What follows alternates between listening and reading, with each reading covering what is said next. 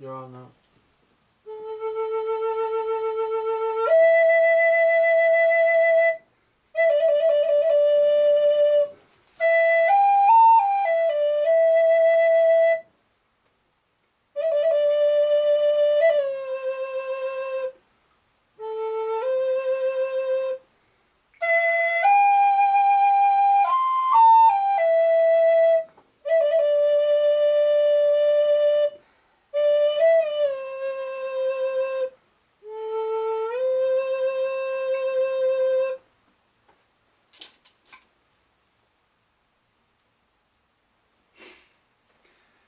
Merry meet. Welcome, children of Hearn. I don't know whether to continue with the battle wand, but as I said, there's only 3 woods that are desirable for a battle wand. Unless it's an electronic battle wand, then you can be made of anything. But I won't go into that now. I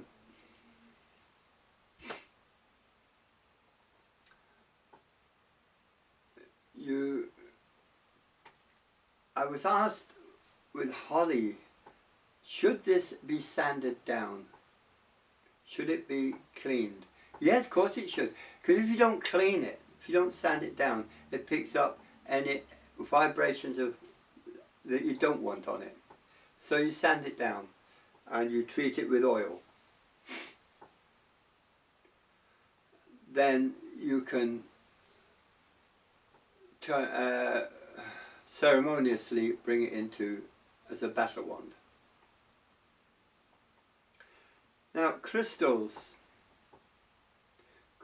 play an important part in our lives. They're living things, you can watch them grow in some cases. So ones with bits of crystal tied to them are not really necessary, because you're bringing 2 factors together. One of your main tools is, of course, the mala beads. These are your main tools of work. I wear the big ones because if I'm meditating in the dark, it's easier for me to find each bead. There's many, many things you can do as yet with a battle wand. Experiment with it, practice with it, do the energy test with it. I've told you how to increase the energy and power in the battle wand. Now, what are we going to go to? Well, divination seems a good one to go to. Excuse me, one moment.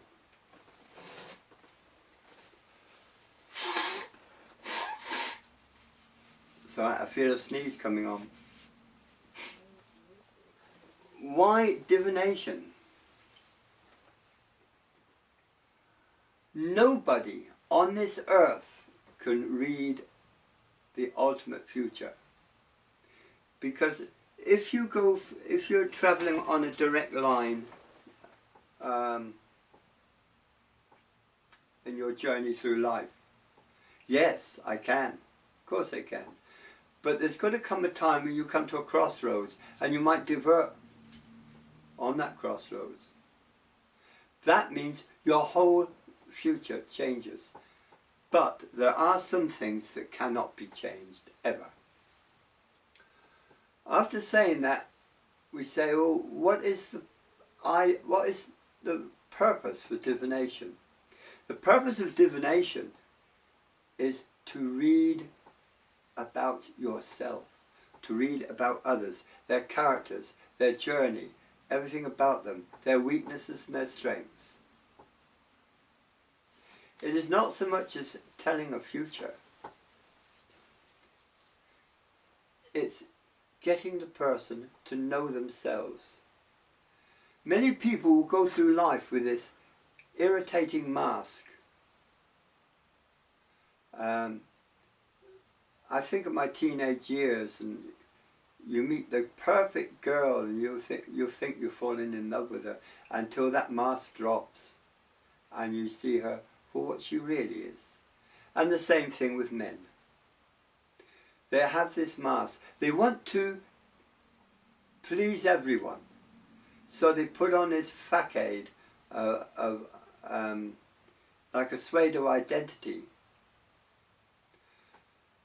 It is not necessary. Honesty and truthfulness can be defined in so many different ways. A person says, oh, I never lied, but he'll wear a mask, so he is lying. If you're deceiving, the only person you're deceiving is yourself. Be yourself. Let people see you for what you really are. If they like you, great. If they don't like you, you're better off without them. So divination, whether it's tarot, whether it's runic,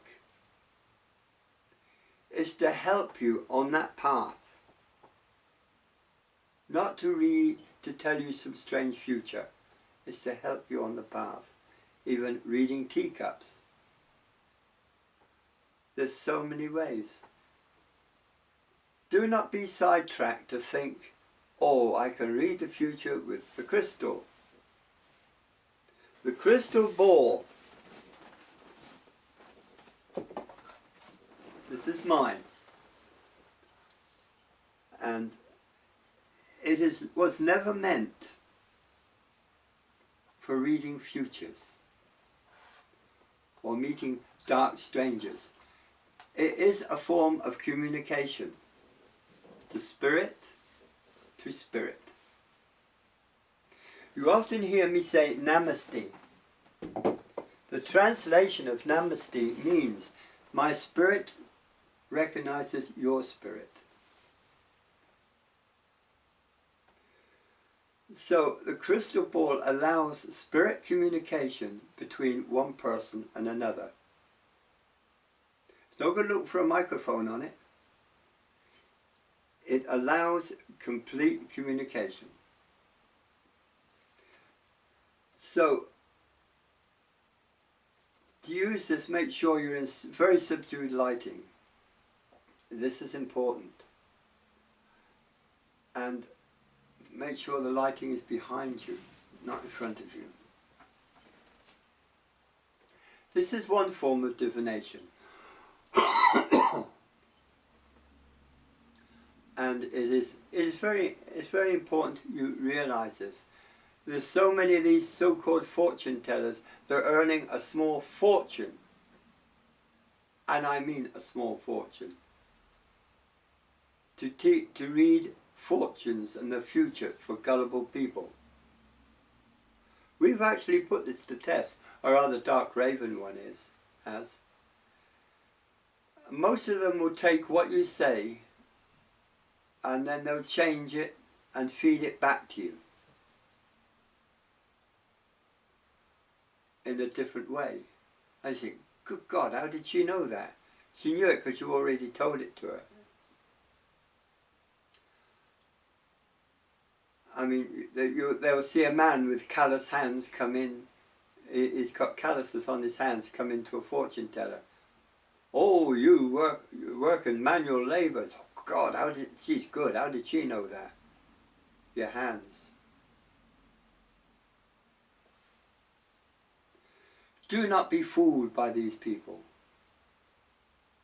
A psychic, a true psychic, doesn't have to charge people.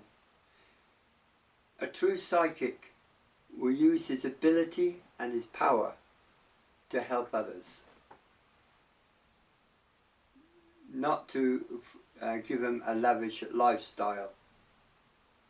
Because when you start doing that, whether you believe it or not, the psychic ability disseminates, it goes.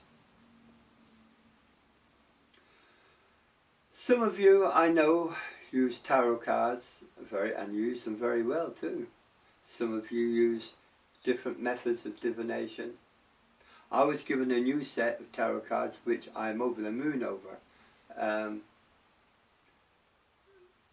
They're really fabulous, the way they're designed. They're not like the ordinary normal tarot cards, and they're fantastic. Actually, Mariella got them for me as a present, and they're beautiful. So if you're going into using divination, go into it fully, but make sure your guides support you. That means possibly using spirit boards. Again, I repeat and I repeat and I repeat to keep away from Ouija boards. These are dangerous. Spirit board is not. Spirit board, you get the answers via a pendulum. I've already discussed this in past lectures, so I won't go into that now. But if you got a spirit board, I advise you to use it. Shadow Dancer makes spirit boards, and she charges them, and they're excellent. So those that are really interested in spirit boards, I advise you to get in touch with her. They're very, very important.